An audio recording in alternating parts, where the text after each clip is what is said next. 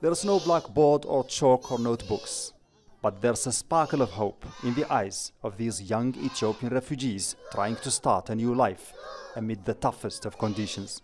The makeshift school at the RAKUBA camp is sponsored by the Norwegian Refugees Council. One of the things we're trying to do is to help give them a sense of normalcy, a bit of sense of stability by setting up some temporary learning places so they can have some classes every day, something to do but also something to learn from in this really chaotic period of their life. So far we've set up 10 classes. There'll be 2 shifts a day. We hope that is about 800 children that we can help in the first instance.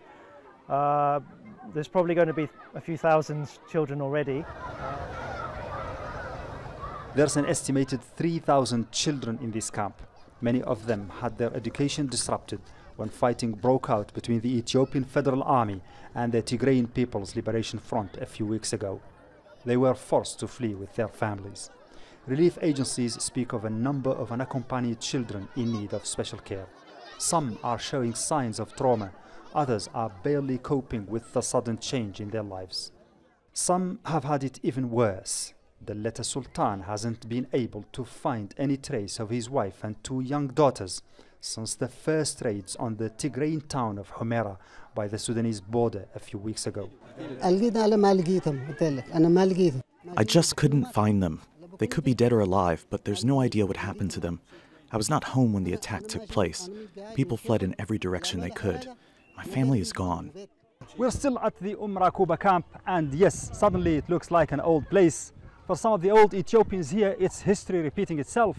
That's because back in the 1980s, this building served as a school for some of them as child refugees. In the 1980s, refugees came here fleeing a famine that coincided with and resulted from years of fighting between Tigrayan rebels and the central government of former communist dictator Mengistu Haile Mariam. The animosity that conflict had created still lingers today.